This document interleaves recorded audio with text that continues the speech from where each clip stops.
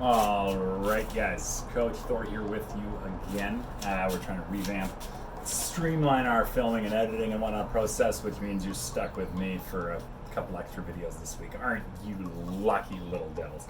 Again, guys, make sure you've booked in your consults. We've been running like 10 plus a day. It's been awesome to be connecting with some of you guys and also just filling in as many holes as we can as we prepare for the giant unknown and unknowable that is attempting to reopen. And please, WCB, and keep everybody safe and do everything that we can to not be shut down again or get anyone sick and all those things like that. So book consult, check the news blog, all that stuff, got it in there.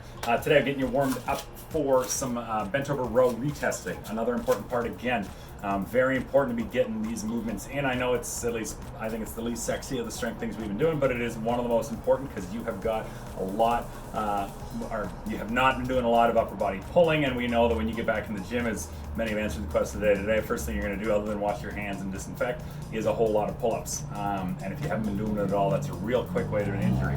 Worst thing you could probably do is come back in from COVID and Corona teen and be like, yeah, and then blow out a shoulder and be MIA for another 2 months. So be careful, get that upper body or get that pulling stuff in so we can get ready for pull-ups. So today, for warming you up for your testing today, you are going to be doing a 30-second banded bent over row.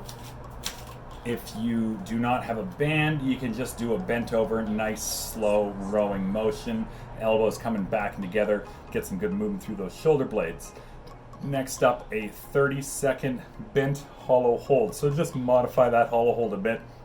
Don't have to fully extend there. Get that core activating because you got to stay nice and tight as you do your bent over rows. And then 30 seconds forward and back hops, just getting blood flowing a little bit, getting you ready for everything else that you got coming there. All right, guys, strength work today. Again, we are going to be retesting your bent over row. And yeah, important number as we get ready to come back in and get ready for those pull-ups that will hopefully be happening soon. Make sure, guys, that you follow that tempo strictly. We got a brand new video for you. If you haven't seen it yet, it is glorious. Just kidding. I can't stand listening to it, but it is actually very useful and helpful. It'll give you that rep tempo count as well as a live count of reps. I know personally, especially doing it by myself, even when coaching you guys, trying to count a tempo and count reps is basically impossible. So that'll help make sure you maintain that tempo perfectly and keep track of your reps for you. You're going to hit 2 to 3 quick warm-up sets of just a couple of reps. Don't gas yourself out, but make sure you know what you're going for, what you're ready to do. Make sure you check SureWOD so you know what you're looking for or looking to beat scores-wise. And then, yeah, start with your non-dominant arm, whichever side that is for you.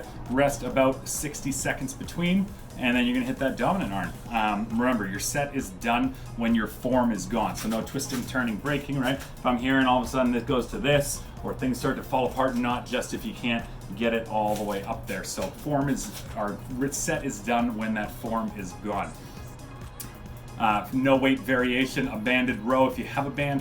If you haven't got a band or anything like that, again, make sure you do your consult. We're looking to get people some sort of ring variations, TRXs, things, because we got a big concern. We want to get a lot of upper body pulling in before you come back in. Check the demo videos for movement standards, things like that, and enjoy listening to me count over and over and over. Once you've done your rows, guys, you're going testing that side plank. So max time that you can, hanging out side plank there. Again, check SugarWOD for your previous score, see what you got. Let's see what we can beat. Hold it tight, don't get saggy. Rest about 60 seconds between arms, but give yourself a little breather, whatever you need before hitting that other side. All right, guys, and your sweat for today, shoulder 60. Real original naming on our part, I know. 10-minute cap, so you got to get moving. It is going to be tight. We've been testing these workouts. You can do it for sure, though. And then, of course, some of you, the Jeffs and Arwoos and whatever out there, will probably do it in like 2.5 minutes or something. And then, meanwhile, TAC's going to take 37 minutes somehow. But for most of you, 10 minutes should be a pretty tight time cap. You can do 30 reps of each movement, then 20 reps of each movement, and then 10 reps through each. That sumo deadlift high pull is a new movement, so make sure you check the demo in SureWOD how to do that or what your no equipment and whatnot variations are. Keep in mind too, the shoulder to overhead is total reps, so split those up any way you want. Try to hit both sides evenly though, but you don't have to do one side and then the other. For those that don't have a barbell or a dumbbell, something they can throw overhead, you'll be doing couch dips instead. Setting up there, cranking out those triceps. And then for scoring, guys, if you do the no equipment version of the workout, score it as scaled. If you do the equipment version, regardless of your weight, score it as RX. And we're going to be trying to get more consistent about that as we go through. So good luck, guys. Sub 10 minutes. Let's see what you got.